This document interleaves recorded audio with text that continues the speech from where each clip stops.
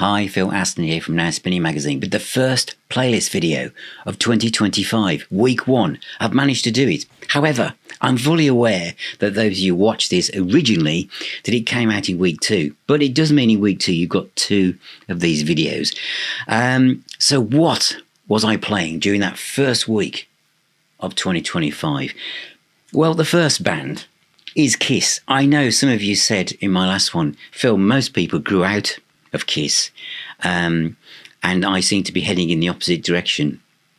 Well, I've chosen this album, Love Gun, because, of course, those of you who enjoyed my top 20 versions of the Burn Riff know that there was a track off this, I Stole Your Love, which, of course, borrows the essence of the Burn Riff, doesn't it? So, yes, the Mighty Kiss. I'm even using the stuff, aren't I? The phrases, the Mighty Kiss, Love Gun. It was an album that got spun. Not loads, but it did get played a couple of times. In complete contradiction to that, another album that's been on the turntable is Steve Hackett. This is one of his classical albums, of which I now have quite a few, called Steve Hackett in the Underworld Orchestra, Metamorpheus. There it is. There's our Steve. And this is marvellous. It's wonderfully orchestrated. It's not just classical guitar on its own. But I say this a lot, I know. But this is new to me. I've got these other albums and I bought the more recent one where it's kind of more Mediterranean feel. But I love this. I think it's just a gorgeous, wonderful, meditative piece of music that I found really relaxing over the Christmas period. And I had played this quite a few times. I don't have it on CD. I only have this vinyl version. But Lucy Wilkins violin, Richard Stewart cello, Sarah Wilson cello, Dick Driver on double bass, John Hackett on flute and piccolo, Colin Clegg on trumpet, Richard Kennedy on French horn, Christine Townsend on principal violin, viola, and Steve Hackett on guitar. It's absolutely a wonderful record. CDs, I managed to find on eBay a box set I've been after for ages. It's by Paul Butterfield. Can you see that? Paul Butterfield. It's got loads of discs in it. I can't remember exactly how many it is at the moment. And I got one of those original album series with 5 Paul Butterfield Blues Band CDs in it. But this has got everything in it. And I will perhaps do an unboxing on this, because if I just show you the whole range of things that are in here. Yes, the classic ones are in there, but the one that I wanted to mention, which is from 1970, is the Paul Butterfield Blues Band Live. This is a double album, double CD, produced by Todd Rundgren. Some of the tracks are really extended, 12 minutes long, but it's absolutely superb Chicago blues, and I've absolutely loved that. And I know obviously the classics. East West is another one, and there's so much for me to explore in this, so I'm really excited. But that is the one that I put on first, and I've been playing ever since. What else have I got here that I've been playing? Another one is a big box set, and this is the Isley Brothers, which I reviewed on here before. And again, this is something I had to search for. And Nick Yoshimura, one of my patrons, helped me with this a couple of years ago. And the album is the Isley Brothers Live. This came out in 1973, before the 3+3 one that kind of broke everything wide open. This was kind of recorded in a small club. And what I'd like to say about this one is about me, really, and where I was in 1973, because I was listening to Sabbath Bloody Sabbath, How's the Holy, Who Do We Think We Are, Dark Side of the Moon, Slade, but I was kind of moving away from that into the more kind of grown-up music as I saw it. And the Isley Brothers were soul. There were a few big kids at school who were telling me that, no, you have to listen to the guitar player. And I was thinking, well, there was... there's a couple of tracks, wasn't there? Who's That Lady? And the other one, Summer Breeze, from the album that came out later in 73, which had fantastic guitar playing on. But it wasn't enough for me to go exploring further. And this album has been a revelation. It should have been obvious, really, from the song titles. Love the One You're With. It's obviously Stephen Still, so I wouldn't have known that back then. Was it Lay Lady Lay, which is obviously Bob Dylan, and Ohio, which is Neil Young, and Machine Gun, which is Jimi Hendrix.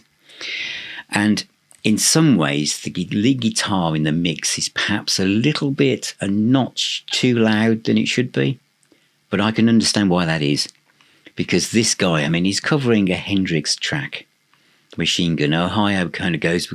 Ohio and Machine Gun are joined at the hip because of the subject matter, aren't they? It's about war, violence, and etc. But God, the guitar playing, it's fluid. It's like it is like a water. The notes just blend from one to the other, and it's in your face. But the backing is funk soul with this, which is where Hendrix was going, wasn't it? This Band of Gypsy stuff. But this version, which runs for, I think it's one of the sides, it would have been the sides of vinyl, wouldn't it? I think. Does it say? I don't think it does. If I can find it in the booklet now, if you want to bear with me. But I think it's really long, if I remember rightly. Let's have a look. What I can find. Can I? I can. Ohio Machine Gun. It tells you, look, the guy there playing the guitar in a proper Hendrix style, throwing shapes there. It's 13 minutes and 30 seconds of absolute stupendous guitar playing. And then it just looks like one of those budget live albums from the 70s, doesn't it? But God, it's good. It's good, that is. So yeah, been playing that as well. A box set I had for Christmas, which I haven't played yet at all. So why is it on my playlist? Because it's sitting next to it. Maybe it'll be in the next one. It's Pete Townsend. This is it 14 discs? Is it? Probably. It's loads of double discs with Dave Gilmour on and all sorts of things. And so I'm really looking forward to listening to that. And I'll do an unboxing video on that because it's worthy of it. An album I've had for ages, because I bought it for about £7 off Amazon and I just filed it away, which is wrong of me because I love Little Steven. Men Without Women is one of my favourite albums of all time, you should know. This is Born Again Savage, a double album on very exotic transparent vinyl. This is Little Steven's Led Zeppelin album, or Alice Cooper, Iggy Pop, grungy Detroit rock and roll album, because it's brilliant. It really is loud, in-your-face rock and roll. And look at that. Look at the colour of the vinyl. I'm like a kid in a sweet shop, aren't I? But I absolutely love this, because I know there were some albums he did, Voice of America, which wasn't my kind of thing. Hello again. It wasn't my kind of thing, but this is fabulous. Double album. It's his rock album. Really loud guitars and great stuff. The next one is completely the opposite to that. And this is my older son Dan bought this for me for Christmas, and it's by Hiroshi Yoshimura, Japanese fusion jazz ambient composer. It's a Japanese pressing, and it's on blue vinyl, and it's interesting. Is it jazz? Is it fusion? Is it ambient? Or is it new age? It's all of those things. And I've just done a video about genres and stuff and how we can get confused with them. It's piano music, but it's also it's ambient, it's jazz. It's beautiful music. Oh God, is it Tangerine? It's not Tangerine Dream. No, it's not. But it's wonderful, and it's not the only one I've got by this dude. I have another one, which Dan also found for me, and this one is on green vinyl. This is seen to be... Yes, it's called Green. This is seen as his absolute classic album, and especially in Japan. But I have to say that as this is my latest acquisition, thanks to Dan, I'm absolutely loving that. It kind of reminds me. It sits in with Philip Glass, stuff like that. Really, it's good. It's good stuff. The next one's quite experimental as well, actually. This is by an artist.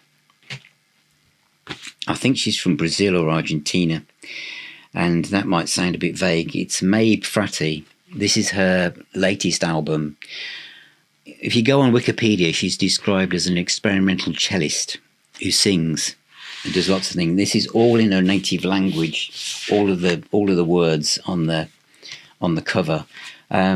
It's the second album I have by her. This was the first one, which I can't pronounce, but it's Mabe Fratti is the name of the artist. But this is a bit kind of David Bowie, but without David Bowie. It's Philip Glass again, but very interesting avant-garde music. It's great stuff. Because of listening to stuff like that, I felt like I needed to dip into some really classic jazz, because all of this has been pulling me towards that. I've gone from blues and soul. I know I started with Kiss, but it's been more of a kind of jazz feel over that first week in January. And I've gone with a classic. It's John Coltrane, A Love Supreme. This is the 2 CD deluxe editions. Do you remember when deluxe editions came with this outer plastic sleeve, which made them feel very deluxe, didn't it? They don't now. And then they put like a sticky label on the front, which you had to tear down the middle, and they weren't so deluxe. And they even had a piece of tracing paper to make them feel even more deluxe. Anyway, A Love Supreme. This was the first John Coltrane album I ever bought, and I bought it because I wanted to have something by John Coltrane, and I thought I'd better start here. This is when I was obviously going to the obvious songs kind of blue, Miles Davis, just trying to understand jazz. I'd understood jazz fusion, jazz rock. Surely I could understand the classic jazz stuff. And when I first played that, I almost did. And it was actually when I read an interview with Carlos Santana, where he said that every hotel room he ever goes in, he plays A Love Supreme by John Coltrane to cleanse the room of any kind of bad spirits. Then I understood. It's a very spiritual album. It's like it was John Coltrane's poem to God about saying how he wanted to bring music and create music for people of all people. And it does have a very hypnotic feeling. In fact, Carlos Santana and John McLaughlin did an album, didn't they? Where they did this, which I've got somewhere. I must listen to that next. And it really makes sense to me now. I love the chant, I love Supreme. I just love the whole thing about it. If you are trying to get into jazz, it's a safe bet. After this, John Coltrane went more and more avant-garde himself, and the sales dipped as people found it more difficult.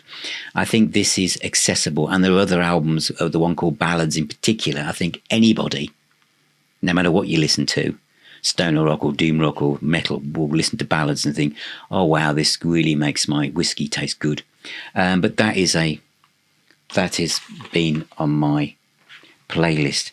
I think I'm almost there for this batch. I think I'll just double check. Yes, because I tried to keep this as concise as possible. The next playlist is actually probably going to be a bit longer. I will just end on the Deacon Traps again, because a few people have said, Phil, can you tell me where we can find out about this band? They are brilliant. If you like Cats in Space or Son of Man, it's a great British rock band. It's anthemic. It's fantastic guitar playing. And the bass players in the current lineup of Queen, they are superb. I showed you them last time on here. They're absolutely, look them up, stream them. But if you want to know where to find them, it's the deacontraps.com. Deacon Traps, that's DECCAN traps.com. Well worth a listen. Absolutely superb band, new rock and roll.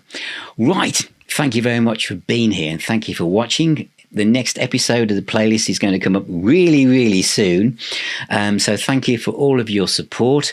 And please subscribe. You can get merch and you'll get a discount off it. And so you can become a YouTube member or a patron and you'll get an invite to the Now Spinning Magazine Facebook group, which is a private group, plus the WhatsApp group, and also an invite to the twice monthly meetups at our own virtual pub called the Now Spinning Arms.